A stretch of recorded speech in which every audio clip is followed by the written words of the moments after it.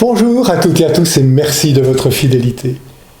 C'est à la racine qu'il faut tuer le mal. C'est bien connu. Ce que l'on fait dans des petites choses, nous pourrons le faire dans de plus grandes. C'est vrai pour faire le mal, c'est tout aussi vrai pour faire le bien. Le meilleur moyen de ne pas laisser les mauvaises pensées s'immiscer dans nos cœurs, c'est de faire le bien. C'est en aimant que nous vaincrons le mal.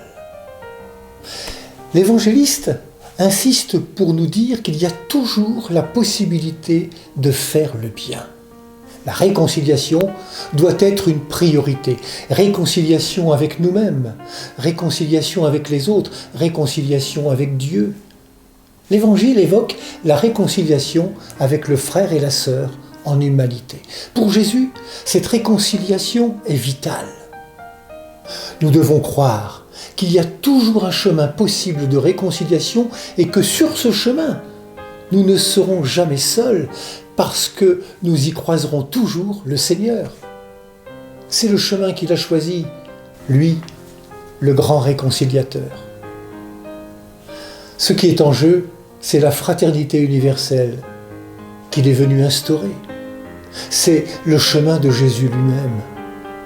L'essentiel, n'est-il pas justement de faire chemin en celui qui seul peut nous ajuster à lui? Nous pouvons bien sûr compter sur nos seules forces pour entrer dans cette logique exigeante de l'Évangile. Mais nous pouvons aussi prendre appui sur le Christ Jésus, celui qui réalise et accomplit le projet de cette fraternité universelle qu'on appelle le royaume de Dieu.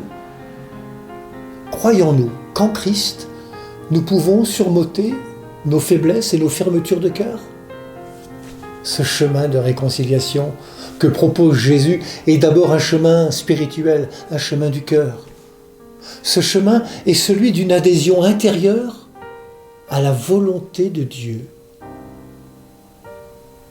Ne disons-nous pas dans la prière « Notre Père, que ta volonté soit faite sur la terre comme au ciel ».